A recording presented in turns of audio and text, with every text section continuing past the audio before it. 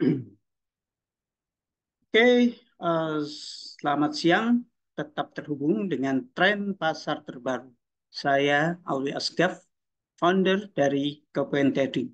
Selamat datang di acara market review kami. Dan sebelum kita memulai pembahasan materi, izinkan saya untuk berkenalan lebih dekat dengan sobat trader semua. Saya sangat bersemangat untuk berbagi wawasan dan pengetahuan saya mengenai pasar finansial di webinar ini. Sebelum kita mulai, jangan lupa untuk like dan subscribe channel YouTube Kepoin Trading, serta jangan lupa kunjungi website kami www.kepointrading.com untuk mendapatkan konten-konten terbaru yang informatif. Mari kita bersama-sama menjelajahi dunia pasar finansial yang dinamis. Oke, sebelum kita ke materi, ya saya sampaikan dulu uh, disclaimer ya daripada disclaimer mengenai market review ini ya, bahwa ya, informasi yang disediakan oleh Kepoin Trading itu bertujuan sebagai edukasi semata dan bukan merupakan saran investasi. Di perdagangan berjangka itu memiliki resiko yang tinggi dan tidak sesuai untuk semua investor. Jadi Kepoin Trading tidak bertanggung jawab atas kerugian akibat penggunaan informasi. Kemudian pastikan juga bahwa untuk melakukan evaluasi independen ya sebelum mengambil keputusan investasi. Oke, minggu lalu kita lihat nih sangat banyak ya data-data ekonomi serta event ya yang mempengaruhi pasar keuangan. Nah, event yang terpenting di minggu lalu ada dua ya sebetulnya. Bukan berarti event-event yang lain tidak penting ya. Ini di minggu lalu itu ada beberapa data ketenagakerjaan Amerika Serikat ya. Ada ADP, kemudian jobless claim, dan terakhir non-farm payroll. Tapi yang menjadi sorotan pasar minggu lalu itu dua ya, dua event, yaitu FOMC dan data ketenagakerjaan resmi dari Amerika Serikat, yaitu uh, tiga data, non-farm payroll, average hourly earning, dan unemployment rate atau tingkat pengangguran. Nah, uh, kita lihat di minggu lalu The Fed itu masih tetap menahan suku bunga ya di level 5,5% ya. Artinya di sini tidak ada perubahan ya dalam suku bunga Amerika Serikat. Namun narasi The Fed di rapat minggu lalu itu pasar melihat less hawkish atau cenderung ke arah yang dovish. Jadi ada beberapa event atau ada beberapa poin penting ya yang bisa kita tangkap pada rapat The Fed ya dari pertemuan bulan Mei. Jadi selama pertemuan bulan Mei atau rapatnya di minggu lalu, The Fed secara bulat ya memutuskan untuk mempertahankan tingkat kebijakan stabil ya. Dan ini merupakan keenam kalinya ya The Fed menahan suku bunga pada kisaran 5,25% hingga 5,5%. Di rapat tersebut juga Ketua The Fed Jerome Powell mengakui bahwa data inflasi yang tinggi ya di kuartal pertama yang menyatakan bahwa kemungkinan akan membutuhkan waktu yang lebih lama dari yang diantisipasi The Fed ya untuk mendapatkan kepercayaan bahwa ekonomi berada pada jalur yang berkelanjutan ya untuk mencapai inflasi yang sebesar 2%. Jadi sebetulnya ini tidak komentar yang masih diulang pada komentar-komentar sebelumnya. Kemudian um, Powell juga mengulangi pandangannya bahwa posisi saat ini dari The Fed sudah cukup restriktif, artinya kebijakan sudah sangat ketat ya. Namun ada sebuah perkembangan yang penting dan menarik ya selama konferensi pers setelah rapat FOMC. Itu terjadi ketika Powell menekankan bahwa kemungkinan besar langkah kebijakan suku bunga berikutnya tidak akan menjadi kenaikan. Artinya arah suku bunga ke depan itu tidak akan naik lagi ya. Artinya di sini pasar merasa lega ya. Tadinya dengan inflasi yang cenderung persisten, the Fed itu akan menahan suku bunga di level yang tetap tinggi, bahkan ada kemungkinan kembali menaikkan suku bunga. Tapi dengan the Fed ya yang atau ketua the Fed Jerome Powell yang mengatakan bahwa suku bunga tidak akan naik lagi, ini memberi kelegaan pada pelaku pasar ya, bahwa yang minimal suku bunga the Fed atau peak suku bunga the Fed itu berada di 5,5% ya. The Fed juga mengkonfirmasi bahwa mereka akan mulai melambatkan laju pengurangan ukuran neraca keuangannya ya di bulan Juni. Nah ini yang apa? Kemudian pasar melihat bahwa ini sesuatu yang perkembangan baru yang dianggap oleh pasar sebagai sesuatu yang cenderung dovish ya. Oleh karena itu kita lihat di sini pergerakan indeks dolar ya. Indeks dolar itu kalau kita lihat pergerakannya selama pekan lalu itu cenderung melemah ya, dan pelemahan ini cukup tajam ya. Nah, minggu lalu kita lihat juga ada yang menarik ya dari pergerakan indeks atau indeks dolar khususnya terhadap USD JPY ya. Ini seringkali saya menyoroti per USD JPY ini ya karena memang sangat fluktuatif ya. Dan minggu lalu yen Jepang dan seperti yang sudah kita bahas sebelumnya mata uang yen Jepang melemah ke level terendah sejak tahun 1990 ya. Jadi sempat melampaui level 160 ya, tepatnya tertingginya ada di kisaran 160,20. Tapi seketika juga setelah mencapai level terendah sejak tahun 1990. Kemudian ada pergerakan yang cukup dramatis ya, yang membawa mata uang yen menguat tajam terhadap dolar ya. Dan pasar melihat bahwa ini merupakan tindakan dari intervensi dari otoritas keuangan di Jepang ya. Jadi kalau kita melihat pergerakan minggu lalu dari mata uang yen, pasar melihat adanya intervensi dan juga melihat bahwa Bank of Japan itu telah menggelontorkan lebih dari 9 triliun yen ya untuk mendukung penguatan yen ya, dan hanya membelinya beberapa waktu ya. Ini menurut para analis ya. Uh, ya dengan pergerakan yang dramatis tersebut ya. Kemudian uh, pasar juga khawatir akan ada intervensi lanjutan ketika yen kembali bergerak di ambang batas pasar ya.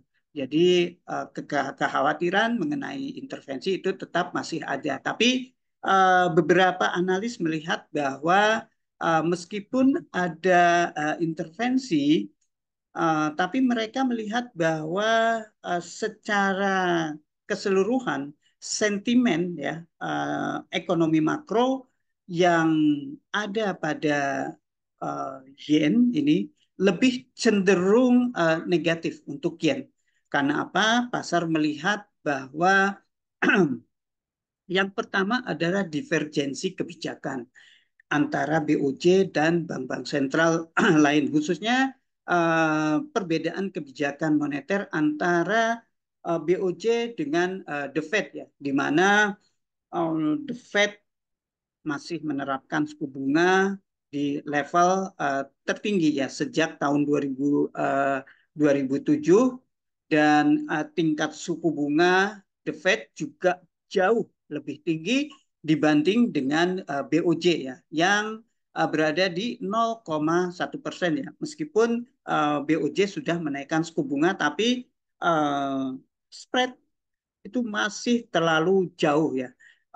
Hingga investor yang berpegangan pada atau yang lebih mengandalkan pada uh, perbedaan suku bunga itu lebih memilih dolar Amerika Serikat ya yang memberikan imbal hasil yang tinggi yang lebih menarik ya dan imbal hasil obligasi mereka hasil pemerintah Amerika Serikat itu masih lebih tinggi ketimbang JGB Japanese Government Bond ya Japanese Government Bond JGB yang berada di bawah 1% ya sementara imbal hasil obligasi Amerika Serikat untuk tenor 10 saja itu ada di kisaran 4,6% ya. Jadi ini juga yang membedakan atau yang membuat mata uang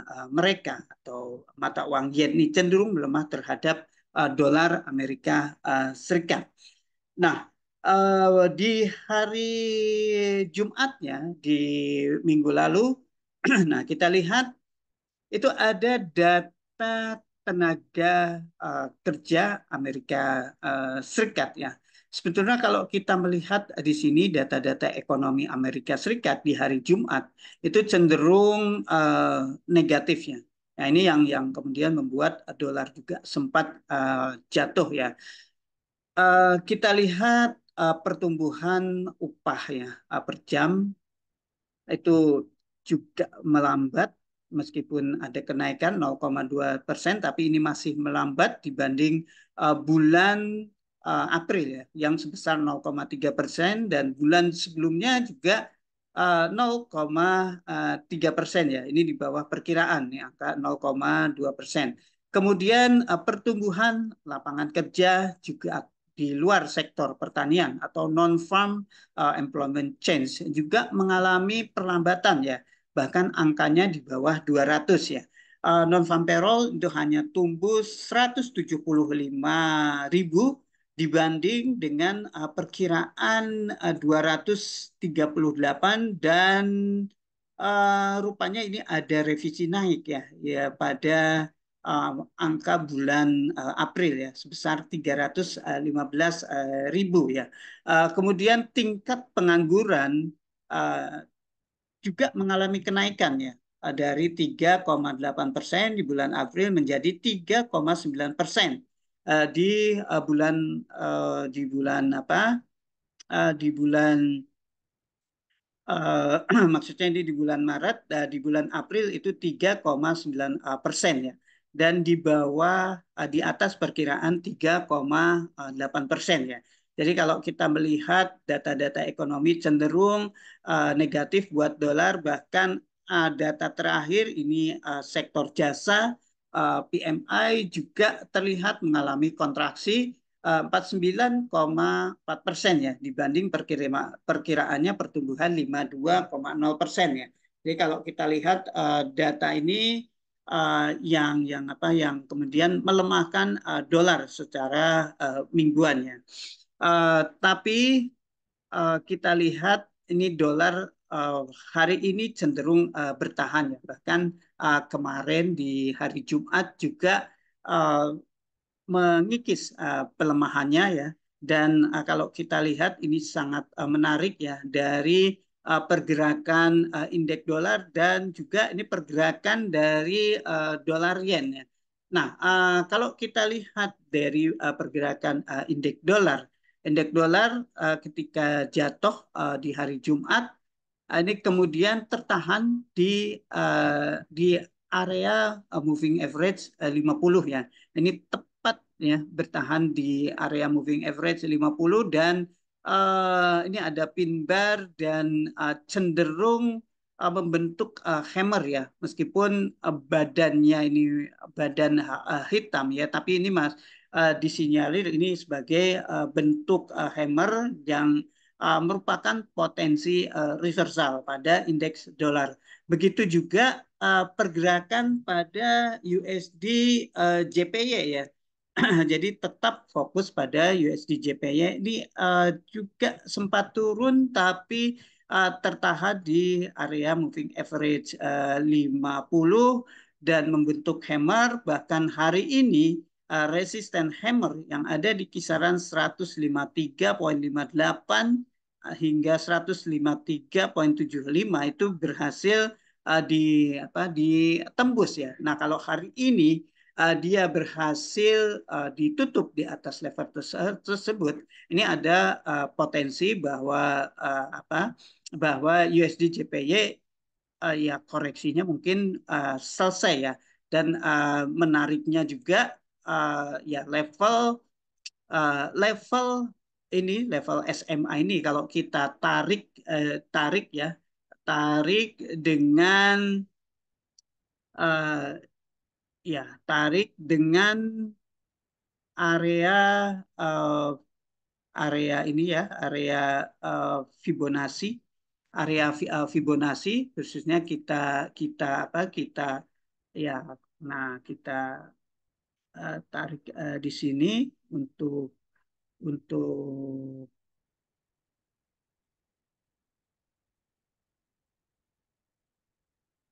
ya, kita lihat di sini untuk levelnya itu masih berada di atas di atas Fibonacci 50% ya. Jadi di sini belum ada perubahan tren ya. Meskipun sempat mengalami koreksi minggu lalu, secara tren kita lihat pergerakan uh, dari dolar yen itu masih tetap cenderung bullish ya. Bahkan di sini terlihat bahwa harga membentuk ini ya uh, lower high ya. Low yang ini lebih tinggi dari low yang sebelumnya ya. Begitu juga low yang ini lebih tinggi dari low yang ini. Jadi ini juga menunjukkan ini potensi uptrend ya bagi indeks bagi per USD JPY ya dengan ya resisten yang yang pertama mungkin dia akan coba uji ya untuk minggu ini yang terdekatnya ada di 105,70 ya untuk pergerakan USD JPY ini dan resisten kuatnya ada di kisaran 156,42. Apakah ini bisa ditembus? Kalau ini ditembus di minggu ini berarti dia akan coba melanjutkan tren bullish dan ini ngeri kalau misalnya dia berhasil tutup di atas level tersebut dan kalau memang benar ini membentuk pola lower higher higher lower high higher high berarti ada potensi kenaikan di atas level 160,20 ini ya. Dan kalau kita melihat ya mungkin potensinya yang pertama mungkin bisa kita bisa kita tarik ya garis Fibonacci retracement mungkin bisa dari sini atau yang terakhir mungkin dari sini juga bisa yang terdekat ya, yang terdekat ya, ya. Nah, ini setelah 160-20. Nah, kenaikan selanjutnya itu ada di resisten selanjutnya ada di kisaran 162,47 hingga 165,36 ya. Ini merupakan level level resisten ya. Ketika USD JPY ini berapa berhasil menembus resisten di 160,20 dan tentunya level ini bisa dicapai kalau minggu ini USD JPY ini berada di atas 156,42. Nah, faktor apa saja yang mungkin bisa membuat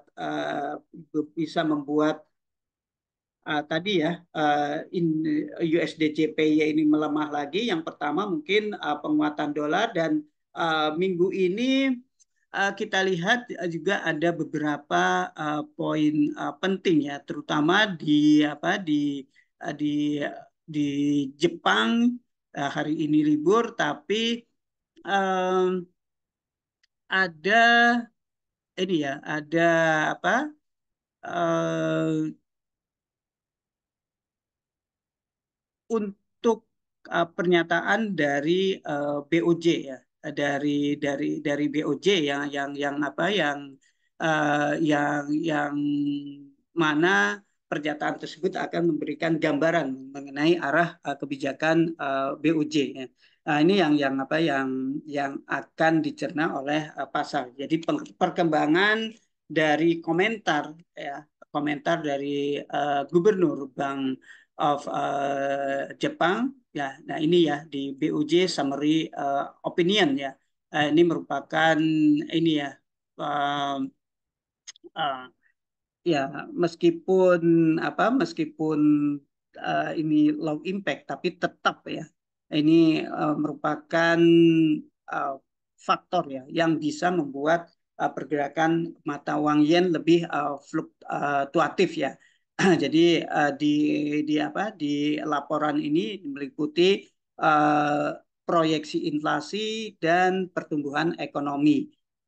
Kalau kita lihat dari proyeksi BOJ sendiri di rapat BOJ minggu sebelumnya, kita lihat tidak ada perubahan ya, bahwa mereka tetap menargetkan inflasi di 2%. Dan kalau melihat angka inflasi di Jepang ya, kita lihat tingkat inflasinya berada di 2,7% ya, berada di 2,7%, bahkan cenderung melambat ya.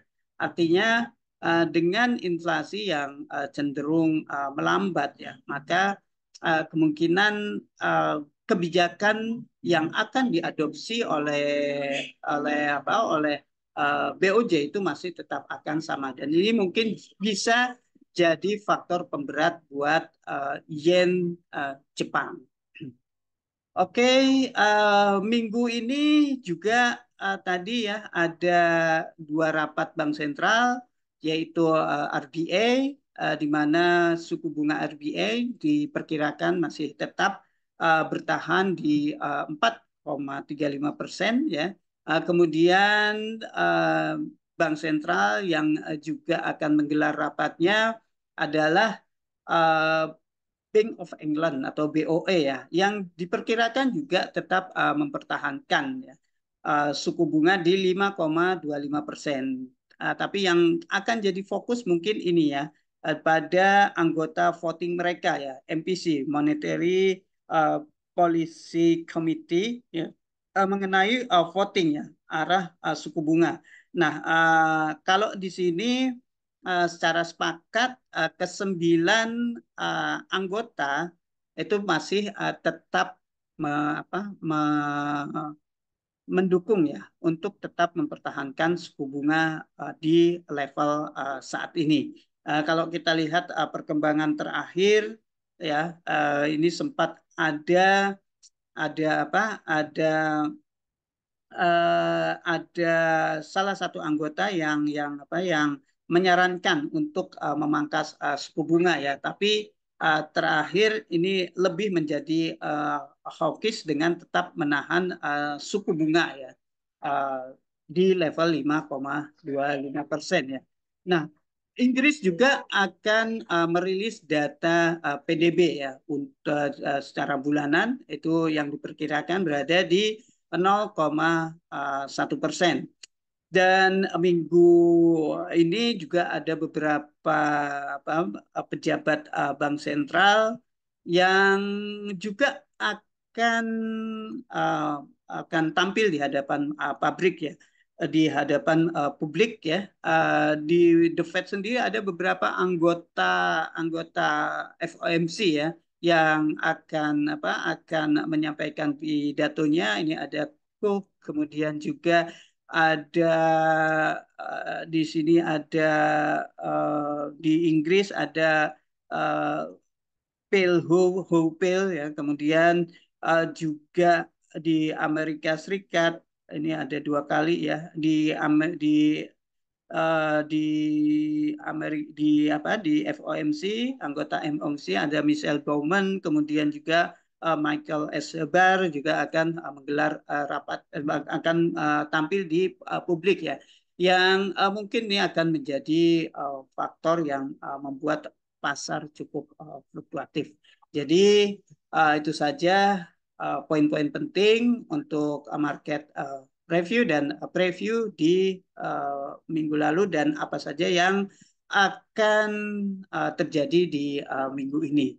Oke, terima kasih untuk perhatiannya. Semoga bisa bermanfaat untuk keputusan trading. Dan sekali lagi, jangan lupa untuk tetap uh, like dan subscribe channel kami dan juga kunjungi website kami www.kepointrading.com untuk mengetahui perkembangan pasar keuangan terkini.